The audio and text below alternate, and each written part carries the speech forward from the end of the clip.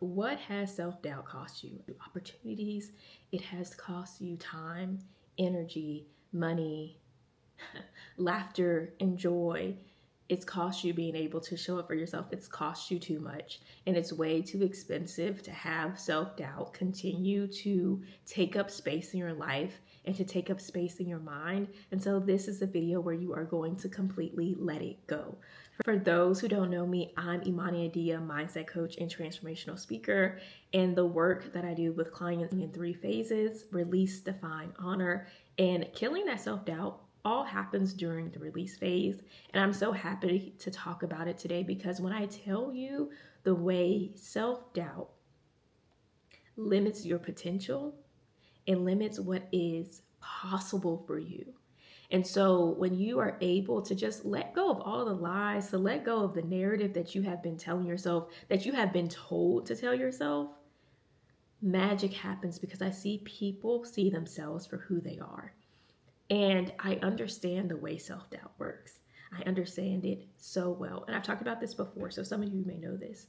But I remember wanting to be a part of a program. And let me tell you how self doubt works. And as I say this, you're going to be like, same. Because to be a part of this program, you needed to put in an application, right? And this was during a time where I wasn't as confident in just who I was as a person, where I was still just trying to figure myself out. But I knew that deep down, this is something that I wanted to do, but I just couldn't show up for myself in this moment. And that's what self-doubt does, right? It doesn't allow you to show up for yourself in the moments that matter the most. Because you think, why would anyone choose me? Do I have everything that I need to go forward? Or are people going to pick me? And I think part of it, right, is that you don't want to deal with the rejection. But the main part of it is not seeing yourself for who you truly are. And that is that you are amazing and that you have amazing things to bring to the table and that you've done, right, amazing things, but you downplay what it is that you can do and you downplay who you are because you have this narrative running in your head that's just not true.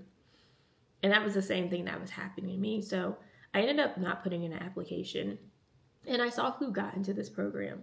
And there were 2 things that really shifted for me. Number one, I was on this personal development journey and I was working through it.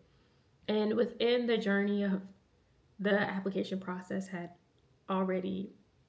was over. And so I was already building trust again with myself. So that helped during that moment of like the shift.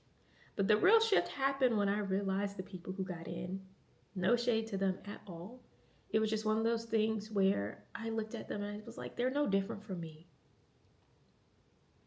I don't think they're bringing more to the table than me. And I looked at myself in the mirror and I was like, you counted yourself out. I would much rather been told no than to sit up here and tell myself no first.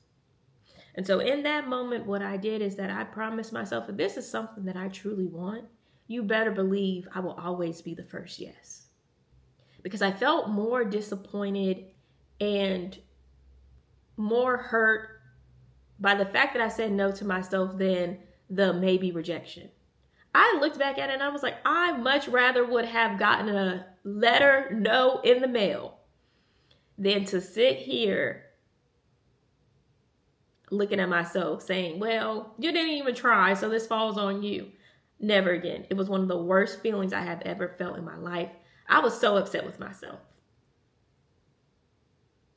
And so you are no longer going to allow self-doubt to cost you anything else in your life. This is where it completely stops. And so we are going to silence that inner critic. You may call it inner critic. You may call it imposter syndrome.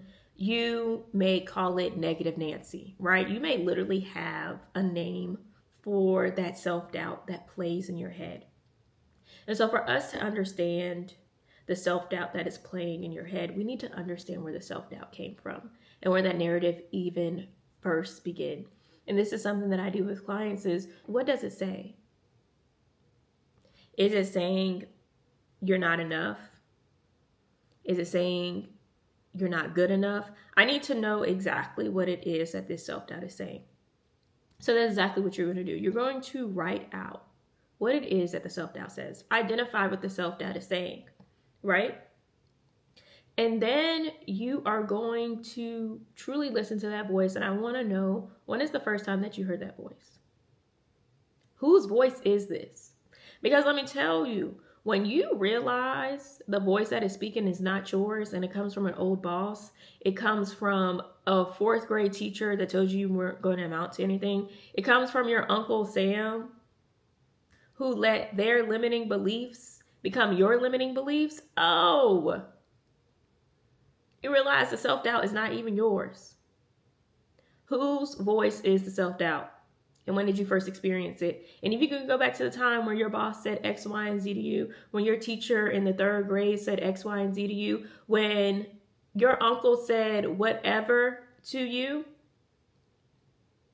I need you to notice that that's not your voice. It is the voice of someone else. And somewhere along the way, you decided to listen to that voice. Somewhere along the way, you decided that this voice is your voice, even though it isn't. And so now that you know that this voice isn't even your voice, I want you to go even deeper and ask yourself 3 important questions. 3 important questions about what this voice that's not even you is saying.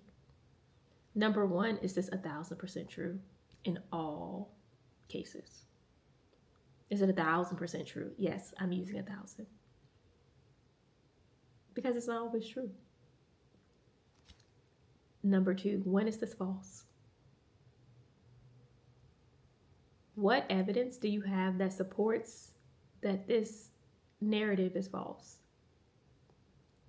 I want 3 examples. Stop letting the false narrative that you have been fed be what you eat for breakfast, lunch, and dinner. It's time for you to eat something else.